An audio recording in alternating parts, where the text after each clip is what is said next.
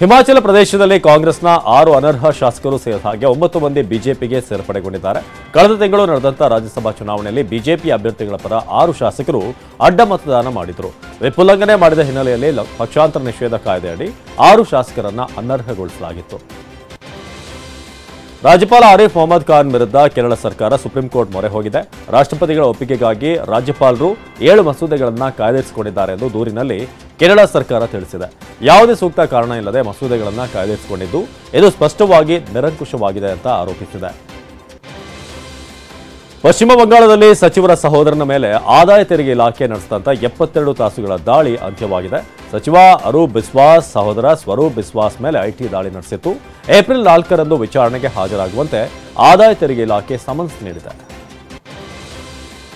India ಮೈತ್ರಿಕೂಟ filter coffee ಇದ್ದ ಹಾಗೆ ಕಾಂಗ್ರೆಸ್ ಮತ್ತು ಅಧಿಕಾರದ ಚುಕ್ಕಾಣಿ ಹಿಡಿಯೋದನ್ನ ಕೂಡ ತಳ್ಳಿ ಹಾಕುವಂತಿಲ್ಲ ಎಂದು ಸಂಸದ ಶತ್ರುಘ್ನ ಸಿನ್ಹಾ ಭವಿಷ್ಯ ನುಡಿದಿದ್ದಾರೆ.